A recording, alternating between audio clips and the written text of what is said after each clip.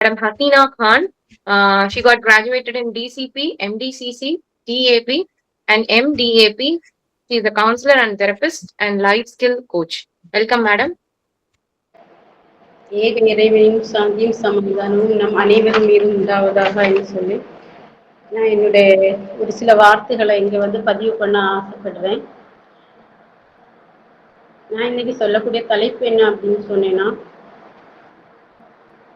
Mental ஹெல்த்தோடு இருக்கக்கூடிய ஒரு next ஜெனரேஷனை நம்ம உருவாக்க வேண்டிய ஒரு பொறுப்பில் நம் அனைவரும் இருக்குது அப்படின்னு சொல்லக்கூடிய ஒரு விஷயத்த இங்கே பதிவுபடுத்துறதுக்கு நான் ஆசைப்படுறேன். நான் ஏன் இந்த ஒரு தலைப்பு எடுத்தேன் அப்படின்னு சொன்னேன்னா, இன்னைக்கு நம்மளுடைய சமூகத்தை நான் பார்க்கும்போது நம்ம கிட்ட வரக்கூடிய கிளைண்ட்ஸு மற்றுள்ள ஸ்கூல்ஸு ஸ்டூடெண்ட்ஸ் இதையெல்லாம் பார்க்கும்போது இந்த விஷயத்தை நான் கண்டிப்பாக இந்த ஒரு கன்ஃபர்மேட்டிவ் சென்டர் ஆரம்பிச்சிருக்கக்கூடிய இந்த விஷயத்தில் இந்த இடத்தில் நான் பதிவு பண்ணுறோம் அப்படின்னு சொல்லிட்டு ஆசைப்படுறேன். என்ன அப்படின்னு சொல்லேன்னா, நம்முடைய சமூகம் இன்னும் மனநிலைமையில் ரொம்ப பாதிக்கப்பட்டு இருக்கு. நம்ம அனைவரும் அதை பற்றி தான் பேசிட்டு இருக்கோம். இன்னைக்கு பிசிக்கல் ஹெல்த்தை பொறுத்த வரைக்கும் என்ன அப்படின்னா, பிசிக்கல் ஹெல்த்துக்கு ஏதாவது ஒரு பிரச்சனை வந்தேன்னா நம்ம ஒரு டாக்டரை போய் பார்த்து அதுக்கு ட்ரீட்மெண்ட் எடுக்கக்கூடிய ஒரு அளவுக்கு வந்திருக்கும். ஆனா மென்டல் ஹெல்த்துக்கு ஏதாவது ஒரு பிரச்சனை இருந்தேன்னா அதை மூடி மறைச்சதுக்கு பிறகு பிரச்சனை ரொம்ப சிவியர் ஆனதுக்கு பிறகு ஏதோ ஒரு இடத்துக்கு போய் நிற்கக்கூடிய அந்த ஒரு இதுல விட்டு மாறுது. சமூகம் இந்த இடத்துலதான் போயிட்டு இருக்குது. அப்போ அந்த இடத்துல நம்ம இந்த விஷயத்த ரொம்ப ரொம்ப கவனமா பார்க்க வேண்டிய இடத்துல நம்ம அனைவரும் இருக்கிறேன்னு நான் இந்த இடத்துல சொல்றேன். ஏன்னா நம்மளுக்கு இன்னைக்கு சமூகத்தை பொறுத்த வரைக்கும் இந்த மென்டல் ஹெல்த் அவேர்னஸ் ரொம்ப ரொம்ப கம்மியாயிருக்கு. ஆனா நம்ம இருக்கக்கூடிய ஒவ்வொருத்தங்களும் இன்னைக்கு 70% நம்ம இங்கே அட்டென்ட் பண்ணியிருந்தோம். 70க்கு மேல அட்டென்ட் பண்ணியிருக்கோம். அப்போ அந்த இடத்துல நம்ம அவ்வளவு பேருக்குமே மென்டல் அவேர்னஸ் கண்டிப்பா ஒரு சில விஷயங்களாவது கண்டிப்பா இருக்கு. அப்ப நம்ம கண்டிப்பாக அந்த சமூகத்துக்கு நம்மளுடைய அடுத்த ஒரு தலைமுறையுடைய மென்டல் அவேர்னஸை பத்தி கண்டிப்பாக சொல்லிக் கொடுக்க வேண்டியிருக்கு. நான் ஏன் இதை தலைப்பாக எடுத்திருக்கோம் அப்படின்னு சொன்னீங்கன்னா, நம்ம நெக்ஸ்ட் ஒரு ஜெனரேஷன் அப்படின்னு சொல்றது நம்மளுடைய சமூகத்தில் இன்னைக்கு ரொம்ப பிரச்சனைகள் பாதிக்கப்பட்டு இருக்கு. அதுவும் மென்டல் இஷ்யூஸ்னால என்ன பிரச்சனைகள் அப்படின்னா, அவங்கள பொறுத்த வரைக்கும் நம்ம இன்னைக்கு பார்க்கும்போது அவங்களுக்குள்ள ஸ்கூல் சப்ஜெக்ட் விஷயங்கள், ஸ்கூல் எஜுகேஷன் விஷயங்கள் ரொம்ப ரொம்ப ரொம்ப கேர்ஃபுல்லா நம்ம பார்த்துட்டு இருக்கோம். ஆனா அவங்களோட இமோஷனல் ஸ்ட்ரெஸ்ஃபுல்லா இருக்கக்கூடிய நிலைமை, அவங்களோட என்ன சொல்றது மென்டல் ஹெல்த் விஷயங்களில் இன்னைக்கு யாருமே அதை கவனிக்கிறது இல்லை. இன்னைக்கு பேரண்ட்ஸை பொறுத்த வரைக்கும் அவங்க எஜுகேஷன்ல ஏதாவது ஒரு பிரச்சனையா இருக்கும்போது மட்டும்தான், இல்லாட்டி அவங்க வீட்டுல ரொம்ப பிரச்சனையே எக்ஸ்ட்ரீம் லெவலுக்கு போகும்போது மட்டும்தான் நம்மளே மாதிரி உள்ளவங்களை சந்திக்கிறதுக்கோ இல்லாட்டி மற்றவங்க ஃபேமிலிஸ் கிட்ட சொல்றதுக்கோ அந்த இதை பாக்குறோம். ஆனா அதற்கு முன்னாடி அந்த குழந்தைகள்கிட்ட இருக்கும் அந்த பிரச்சனைகள் இருக்கும். ஆனா யாருமே அதை கவனிக்கிறது இல்லை. இதே மாதிரிதான் டீச்சர்ஸ் ஒரு சில லேபல்ஸ் சொல்லி குழந்தைகளை மாத்தி விடுறோம். படிக்க வராது, மெமரி லாஸ் இருக்கு, இல்லாட்டி படிக்க மாட்டான், இல்லாட்டி அவன் திமிரு பிடிச்சு படிக்கல, இல்லாட்டி அவன் இந்த பிரச்சனை இருக்கு இதனால படிக்கல அப்படின்னு சொல்லிட்டு டீச்சர்ஸ் சொல்றோம். இப்போ சமூகம் இன்னைக்கு பிள்ளைகளுடைய குழந்தைகளுடைய பிரச்சனைகளை மட்டும்தான் ஜட்ஜ் பண்ணி அதை மட்டும் தான் சொல்றோம். ஒரு விஷயம் ஒரு குழந்தை பிஹேவியர் இஷ்யூஸா ஏதாவது ஒரு பிரச்சனை பண்றோம் அப்படின்னா, இமோஷனலி ஏதாவது விஷயங்கள் செய்யறோம் அப்படின்னு சொன்னீங்கன்னா அவனே அவனுடைய அந்த லேபல் வச்சு அவனுடைய ஐடென்டிட்டியை வச்சு இது பண்ணிட்டு இருக்கோம். அவங்களுடைய ஐடென்டிட்டியை அங்க இது ஜட்ஜ் பண்ணிட்டு இருக்கும். அது இல்லாம அவங்களுடைய உணர்வுகளையோ அவங்களுடைய மனசையோ பாக்குறது இல்லை. அவங்களோட தாட்ஸ் என்ன இருக்கு, ஒரு பேரண்ட்ஸ் கூட இன்னைக்கு அவங்களால கையாளக்கூடிய அந்த இது இல்லை. குழந்தைகளை கையாளக்கூடிய ஏன் அப்படின்னு சொன்னேன்னா, இன்னைக்கு ஃபுல்லாகவே எஜுகேஷன்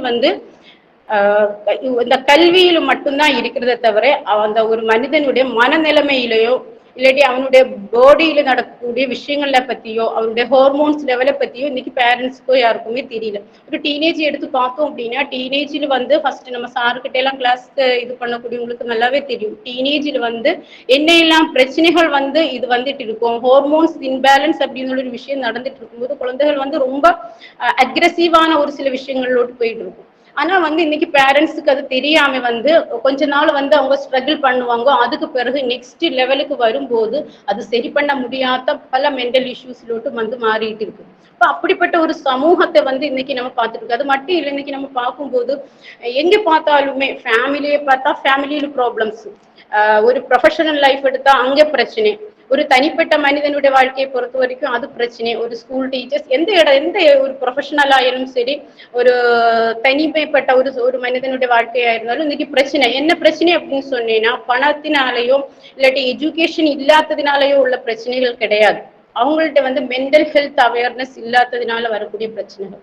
அப்ப இந்த பிரச்சனைகளை வந்து நம்ம கண்டிப்பாக நம்ம இருக்கக்கூடிய அனைவருமே வந்து அந்த விஷயத்தை எடுத்து மற்றவங்கள்ட்ட எடுத்து சொல்லி அவேர்னஸ் கொடுக்கக்கூடிய அந்த பொறுப்பு வந்து நம்ம அனைவர்கிட்டையும் இருக்குது அப்படின்னு சொல்லிட்டு நான் இந்த இடத்துல பதிவு பண்றேன்.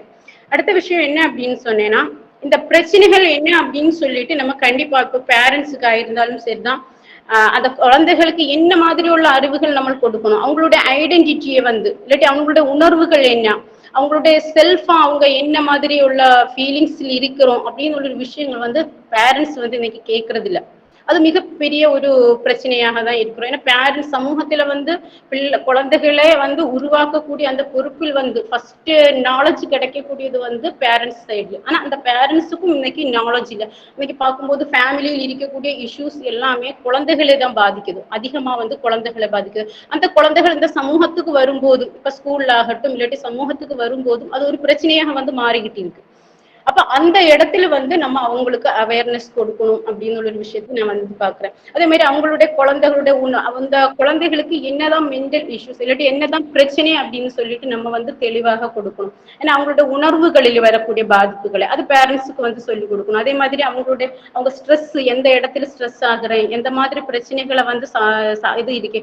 காலையில எழும்பி ஒரு குழந்தை வந்து ஸ்கூலுக்கு போகலை அப்படின்னு சொன்னேன்னா அந்த பேரண்ட்ஸ் சொல்றது அவங்க ஸ்கூலுக்கு போறதுக்கு மடியா இருக்குது அப்படின்னு சொல்லிட்டு சொல்றோம். ஆனா அந்த குழந்தை அந்த ஸ்கூலில் என்ன அவனுக்கு பிரச்சனை இல்லாட்டி அவளுக்கு என்ன பிரச்சனை அப்படின்னு சொல்லிட்டு கேட்கறது இல்ல. ஏதோ ஒரு கம்பல் பண்ணி என்னது ஒரு அடி கொடுத்து இல்லாட்டி இது பண்ணி ஏதோ ஒரு விஷயத்த சொல்லி எங்க ஸ்கூல்ல விடுறோம். ஆனா அந்த குழந்தை படிக்கிறதுக்காக நம்ம விடுறோம். ஆனா அந்த குழந்தையால படிக்க முடியல, ஏன்னா அவனுக்கு ஒரு பிரச்சனை இருக்கு. இன்னைக்கு டீனேஜ் எடுத்து வச்சு பார்க்கும்போது டீனேஜ் பிள்ளைகள்கிட்ட நம்ம பேசும்போது அவங்களுடைய செல்ஃபா நீங்க யாருன்னு கேட்டா அதுக்குள்ள ஒரு ஆன்சர் கூடி சொல்ல தெரியாத குழந்தைகளாக தான் வந்திருக்கும்.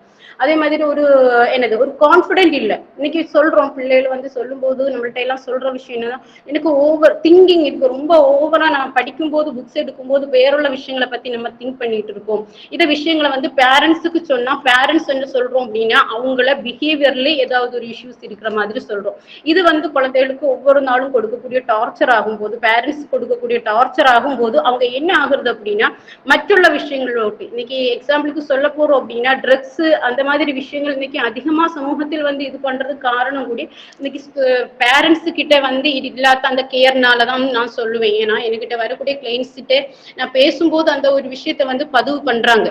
என்னுடைய பேரண்ட்ஸ் வந்து கவனிச்சிருந்தேன், நான் இந்த இஷ்யூஸ் போயிருக்க மாட்டேன் அப்படின்னு. பின்ன அடுத்த ஒரு விஷயத்த நம்ம சொல்லும் போது பார்க்கும்போது டீச்சர்ஸ் அதுவும் வந்து இந்த இடத்துல வந்து நான் பதிவு பண்ண வேண்டி இருக்கு. இந்த இடத்துல ஒரு மேடம் வந்து பேசினாங்க, ஒரு டீச்சரா இருக்காங்க, அவங்க கண்டிப்பா சூப்பரான ஒரு விஷயத்த சொல்லியிருக்கோம். கண்டிப்பாக வந்து டீச்சர்ஸ் வந்து நம்மளுடைய சைக்காலஜியை வந்து கண்டிப்பாக படிக்கணும் அப்படின்னு நான் எப்பவுமே யோசிப்போம். எந்த ஸ்கூலுக்கு போனாலும் டீச்சர்ஸை பார்த்தாலுமே நான் அந்த விஷயத்தை பதிவு பண்ணிட்டு வருவேன். ஏன் அப்படின்னு சொன்னேன் அப்படின்னா இன்னைக்கு டீச்சர்ஸ் வந்து குழந்தைகளை கையாளக்கூடிய விதம் என்ன அப்படின்னா அவங்களுடைய இமோஷன்ஸ் என்ன, அவங்களுடைய மென்டல் ப்ரோசஸ் என்ன, எந்த ஒரு விஷயமே அவங்களுக்கு தெரியல.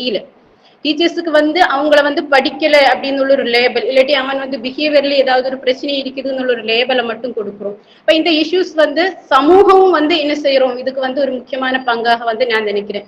சமூகமும் வந்து குழந்தைகளை வந்து ஜட்ஜ்மெண்ட் பண்ணி அவன் தவறானவன் தப்பானவன் இல்லாட்டி அவ தவறானவன் தப்பான இது என்ன ஆகுது அப்படின்னா சமூகத்தில் வந்து அடுத்த ஒரு ஜெனரேஷனை ரொம்ப ரொம்ப தவறான ஒரு பாதையிலோட்டு கொண்டு போயிட்டு இருக்கு. இப்ப நம்ம இதுக்கு எல்லாத்துக்கும் இதாகி நம்ம பேரண்ட்ஸுக்கு வந்து அவேர்னஸ் கொடுக்கணும். டீச்சர் ஸ்கூல் எஜுகேஷன் சிஸ்டத்துல வந்து இந்த மாதிரி விஷயங்களை கொண்டு வரணும். மனநிலைமை விஷயங்கள், இமோஷனலி இன்டெலிஜென்டா இருக்கக்கூடிய இந்த விஷயங்களை வந்து கொண்டு வரணும். குழந்தைகளுக்கு பிரீத்திங் எக்ஸசைஸ் இந்த மாதிரி விஷயங்களை வந்து சொல்லி கொடுக்கணும்.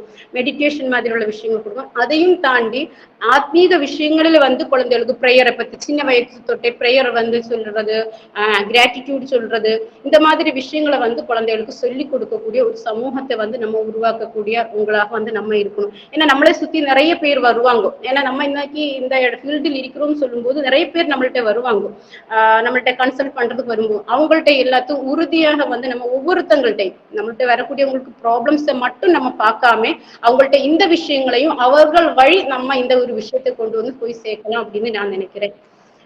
இந்த வாய்ப்பை தந்ததுக்காக வந்து கன்ஃபர்மேட்டிவ் சென்டருக்கு வந்து டாக்டர் யூஸ்ஃபாதம் சாருக்கு வந்து நான் நன்றியை தெரிவிக்கிறேன். Thank you so much madam. Thank you for the nice approach. உங்க சோஷியல் திங்கிங் ரொம்ப நல்லா இருந்தது. தேங்க்யூ.